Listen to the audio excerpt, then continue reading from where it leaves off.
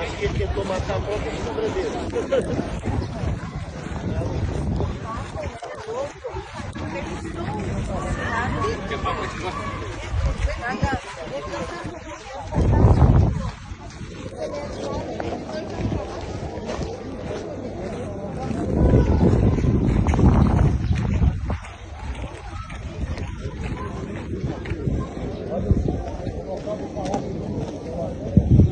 Uau! Olha aí. Olha aí a construção.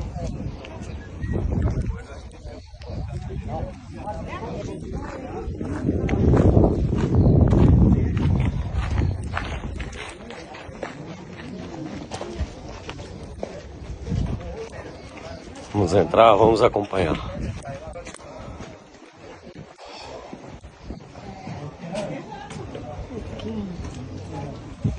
Olha aí.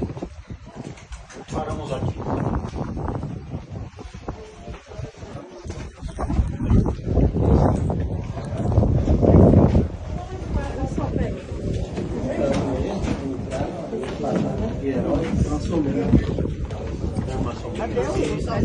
Sombrinha, né?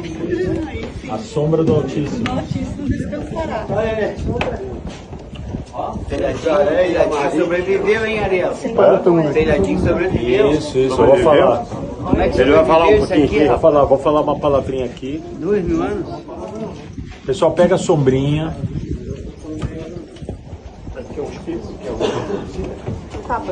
Tablado, né? Ah, isso aqui é da nossa época. Turma, olha só. Nós, no nosso passeio, nós já vimos a rocha vulcânica da Galileia. Nós vimos lá em Caná aquela pedra mais clara. E agora a gente está na costa. E na costa da Terra Santa é uma área com muita areia.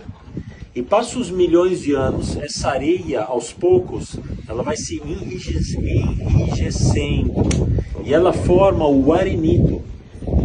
Então, como a gente viu na época de Jesus, você tem um material de construção, você usa aonde você está. Então o rei Herodes mandou cortar os tijolos de arenito. Tá vendo? Isso aqui é areia petrificada. Com o tempo, vai voltando a ser areia aí, por isso que ela vai ficando porosa aqui. Agora, pessoal, não pensa por um segundo que o rei Herodes iria permitir uma obra que levasse o nome dele e que ficaria dessa maneira.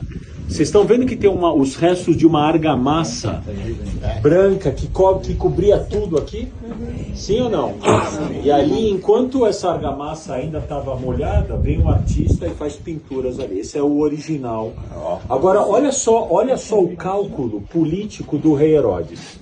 O rei Herodes sabia que na época dele, que é a época de Jesus, o século I, comecinho do século I, ele sabia que quem vivia aqui na Terra Santa? Os judeus viviam nas montanhas de Jerusalém e da Galileia. Portanto, para agradar aquela população, o rei Herodes, o que ele construiu? Ele construiu o que hoje nós chamamos de Muro das Lamentações. Para os judeus ali, que a gente vai falar em Jerusalém. Na época dele, aqui na costa, não viviam judeus. Quem viviam eram colonos romanos, que escutaram a notícia que Roma tinha conquistado um novo lugar, estavam distribuindo lotes, vieram morar aqui. Só que esse pessoal veio morar aqui e começou a sentir saudades de Roma. Então, para agradar essa população, ele construiu Cesareia e com tudo o que o romano gostava. E um dos lugares que o romano gostava muito é o que nós vamos conhecer em seguida aqui. Certo? Então, olha o cálculo do homem.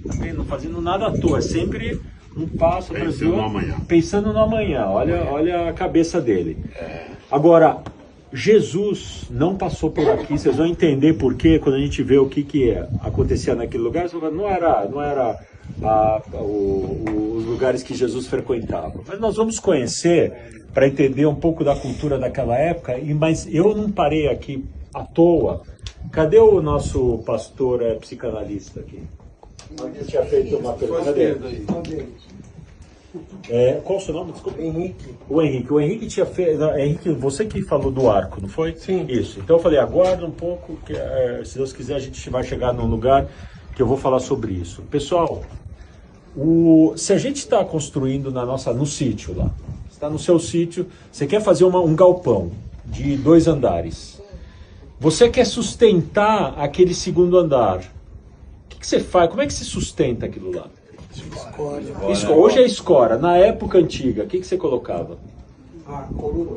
O que vem na cabeça o mais fácil é isso. O que vem mais fácil na cabeça é coluna. Eu vou colocar uma coluna e acabou. O problema é o seguinte: toda essa região do mar Mediterrâneo é uma região que às vezes treme a terra, especialmente na Itália. Terremoto lá. Se você faz coluna e coloca uma coisa pesada em cima da coluna, no primeiro terremoto tem uma trinca. No segundo terremoto cai tudo. Então os romanos, eles não inventaram... Olha, pessoal, vamos só abrir um pouco para a turma passar. Então, pessoal, os romanos, eles não inventaram o arco, mas eles disseminaram o arco por todo o Império Romano. Então, por que o arco? Qual que é a vantagem do arco? Você quer colocar uma estrutura lá em cima. Já que você sabe que a coluna vai cair, faz um arco, porque o arco distribui a pressão 50% para lá, 50% para cá. Sim. Então, na época de Jesus, a Terra Santa estava cheio de arcos romanos. Agora, como que o romano fazia um arco? Henrique, como que ele fazia um arco? Ele, não importa se era 11 ou 9, não importa o número de pedras. O importante do arco é você, à direita e à esquerda, você talhar a pedra com um ângulo. Depois, acompanha aqui minha mão. À direita e à esquerda, você muda o ângulo, mas o mesmo dos dois lados. À direita e à esquerda, o mesmo ângulo. E para fechar o arco, você coloca uma pedra bem no meio aqui. Uma cunha. Uma cunha. No Brasil é cunha. Você coloca assim. Cunha. E aí ela fecha aquele arco, aí você pode fazer a pressão. Se você faz bem feito, a coisa não rompe. Em português, a gente chama de cunha. Como que a Bíblia chama essa pedra? A pedra angular. Então, pessoal, numa dessas andanças de Jesus com os discípulos, ele queria preparar... É a base. Ele queria preparar os discípulos para o que viria, para a crucificação dele. Então, ele para num arco, não é esse, porque ele nunca veio para cá, mas num dos arcos, como esse, espalhados, ele para e ele fala o seguinte para os discípulos: a pedra que os construtores desprezaram, ele mesmo, essa vai se tornar a pedra angular e vai dar equilíbrio para o mundo, assim como a pedra angular dá equilíbrio e força para o arco. Henrique? É importante, Ariel, observarmos isso aí, como você está falando, é que Jesus aproveitava o costume da época, o cenário da época, para aplicar o sermão, para se tornar compreensível. Isso era a parábola. É o bom professor, o mestre dos mestres. Você tá olha, o pastor que ele estava me contando o trabalho missionário dele. Não adianta a gente ter uma pregação em Moçambique, a mesma pregação que você tem em São Paulo. Não tem em como. Moçambique você precisa descobrir a língua do povo lá, tanto que o senhor estava falando que o senhor pede para locais, sim. que eles sabem a língua do povo, precisa falar de nativo, pesca, nativo. O senhor estava falando até de tribo lá. Sim, O pessoal precisa saber a aldeia, a tribo, para jogar as palavras do mundo dele, para atrair. Se tornar compreensível. Esse aqui é da época. Esse aqui é da época romana.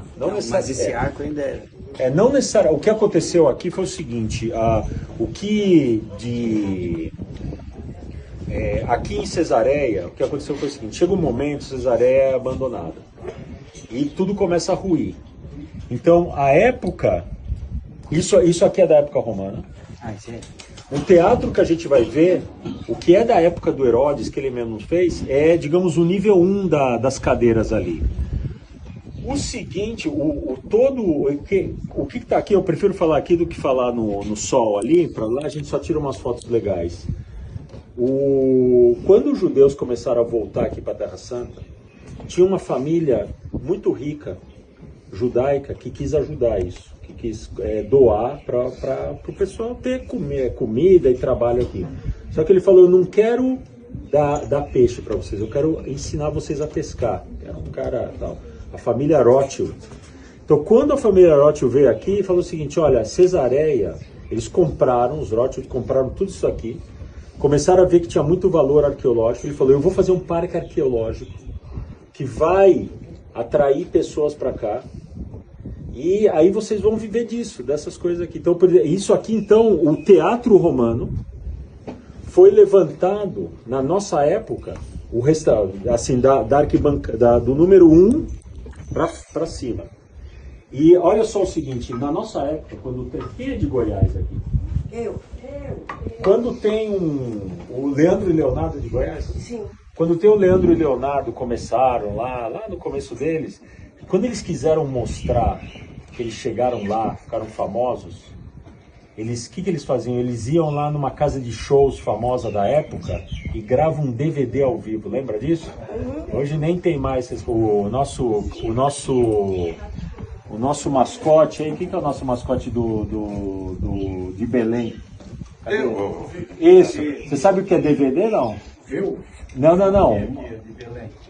Ele é mais novo que você? Quem que é? Então. O de Belém nem sabe. Qual que é o seu nome? William, você sabe o que é DVD? Não. Hoje em dia tá no Spotify, né?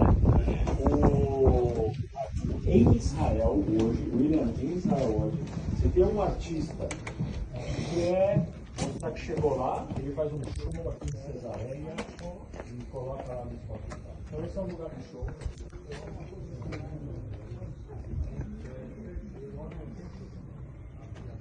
A ampliação, não, é muro, eu só coloquei como exemplo.